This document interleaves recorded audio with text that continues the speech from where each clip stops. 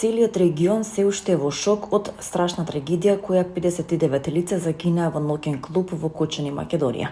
За оваа невидена трагедија зборуваше и балканската музичка звезда Харис Џиновиќ, кој изрази жалење за големата несреќа и трагедија. Тој откри дека и самиот има нестапувано неколку пати на места каде што може да избие пожар во секунда.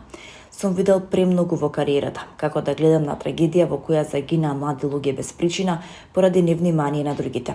Мислам, нема што да се каже во вакви прилики. Загинаа млади, загинаа и постари, но кога има таква ситуација, кога има таква трагедија, нема што многу да се каже, изјавил Џиновиќ за српските медиуми.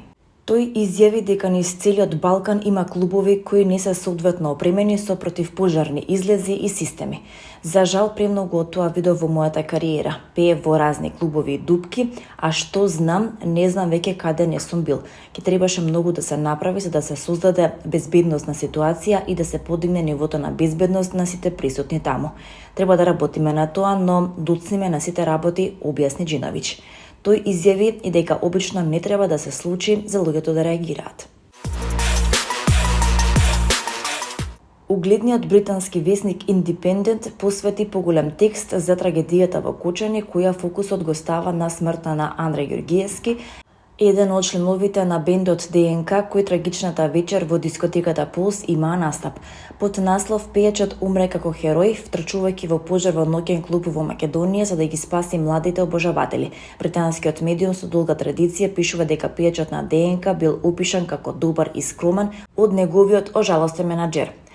Пејачот на хип-хоп група која свиреше пред пожарот да убие повеќе од 50 луѓе умре како вистински херој, враќајќи се во пеколо за да ги спаси своите млади обожаватели, а не себе си, изјави неговиот менаџер, пишува Independent. Извештаите сугерираат дека 1500 луѓе, вклучително и малолетници, биле во ноќниот клуб Пулс во Македонија, каде што ДНК настапувале кога се запалил покривот. Андреј Ѓорѓиевски, еден од пејачите на популарниот македонски бенд, е констатирана смрт од неговиот менаџер, се наведува во текстот. Снимките на социјалните мрежи покажаа хаос во клубот додека покривот се запали, а Ѓорѓиевски ги повикува присутните да излезат што е можно побрзо. Неговиот менаџер, како што наведува Independent, соопштил дека пејачот се вратил во запалениот магазин каде што загинаа 59 луѓе, меѓу кои и малолетници, а повеќе од 100 се повредени.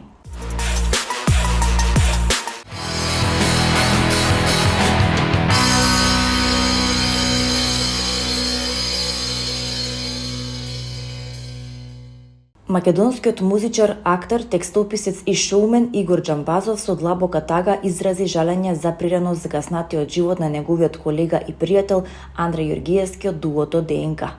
"Пријателе, немам зборови, не можам ниту да говорам, ниту да пишувам. Уште помалку да пеам. Онемев, ослепев, оглувев, оглупавев, снеможев. Андрејчук, малкумина има како тебе. Ти беше од таа специјална сорта. Добри луѓе, посебни луѓе што би се жртвувале секогаш за секого и во секоја прилика. И кога ќе се видиме горе, ќе се го завршиме муабетот што го почнавме на новогодишната ноќ, кога заедно настапувавме пред срекната публика. Таа публика никогаш нема да те заборави. Јас уште помалку. Слунувај спокојно, напиша Џамбазов.